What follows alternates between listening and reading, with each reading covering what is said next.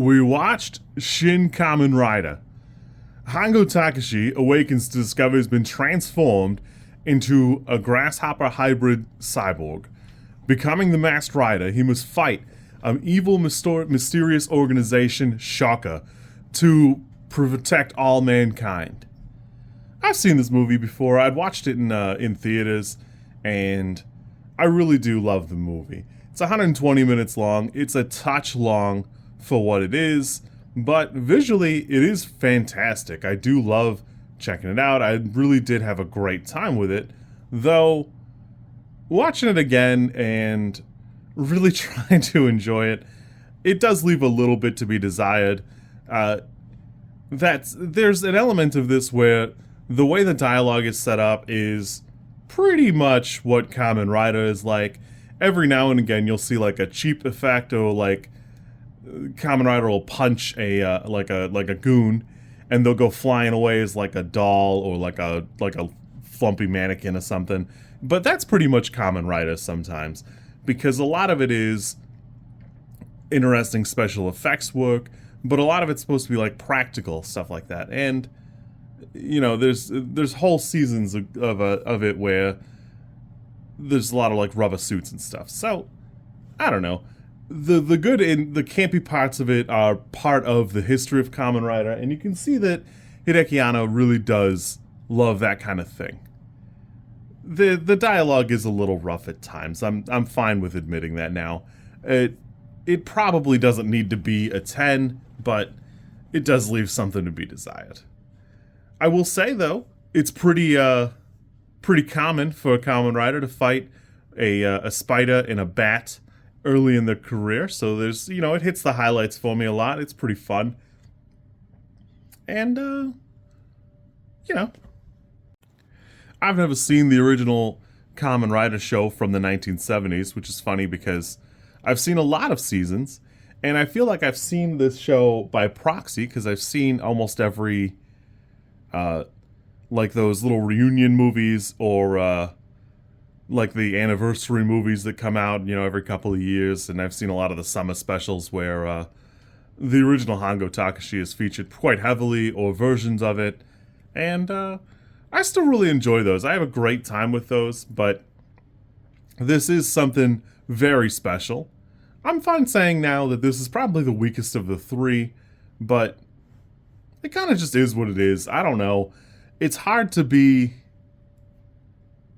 really say how much better this could be. I don't very clearly like use the manga as more of a reference point, and while that's fine, there's just a lot of like ham-fisted dialogue. Even Ruri is like kind of goofy the way she's written and the way she acts around the other characters. That it's not my favorite thing. It's fine, it's fun, but it probably could use some work. There's a couple fights that aren't really as great as I would like them to be. The Kamen Rider 1 and 2 fight probably doesn't need to be this weird Dragon Ball Z thing. I do like seeing them run around and jump around and stuff, but I don't know. Overall, I still really like the movie. I think it's pretty great. It is a touch long. Apparently there's like a cut of the movie that it's episodic, so it's chopped up into, I believe, 5 episodes, and there's like an opening credits and a closing credits. I don't know how much I would really recommend that, because while I like this movie, it's already a couple hours long. I don't know how much I would want to extend the adventure, as it were. Like I said, I like the movie a lot, but by the end of the second hour, I'm pretty much ready to go. The tunnel fight is not great, and the final fight is also not my favorite thing in the world. That you know, after you fight the weird double hybrid guy, you could probably turn the movie off if you've seen it before, because, you know, you're pretty sure you've seen the best fights. And that's not to say that, like, I'm only watching it for the fights, just that, you know, both things can be good, and in this case, they're just not.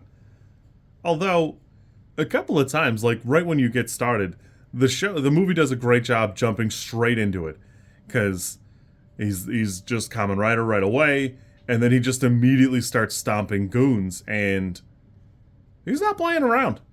Because, you know, you see him, like, attack one, you're like, oh, okay, well, holy, that guy that's super dead. He's super dead. You know, because in modern Kamen Rider, usually like the goons die, but they're like a fake monster or something like that, like a golem or whatever, or like a simulacrum. And these are clearly people. Like they're clearly like people. I don't know. Some of the editing is funny because it's definitely from the 70s, and it's supposed to be aping that style. So every now and again, it'll cut away, and then it'll cut back, and then like other people there, they're standing in a different formation or whatever. That, you know, it's fun stuff. Like I said, it's not my favorite thing in the world, but I still really enjoy it. I had a good time with it. It's super good. I had this rated as like a 9. It's probably should be a 6, really. I'm gonna leave it at an 8 for me. That it just leaves something to be desired in a couple different ways, but I still really like it. You kids be good. Honestly, of the 3, this being the weakest one isn't really the worst thing in the world. You know, it's still pretty fantastic, and I still really like it. You kids be good. I will catch you soon, and yeah, we'll go from there. If you like this content, I'm supposed to ask you to like, comment, and subscribe. I think I think like is here, and comment is probably down there, and subscribe over there somewhere too. I think. I don't know how many times this like snippet is gonna make it into a video. Everybody says you should do it this way, and I always thought it was just like an annoying thing other YouTubers did. And as you know, I am bad at editing, so if you like it, great, I'm happy for you. If you don't like it, I'm sorry.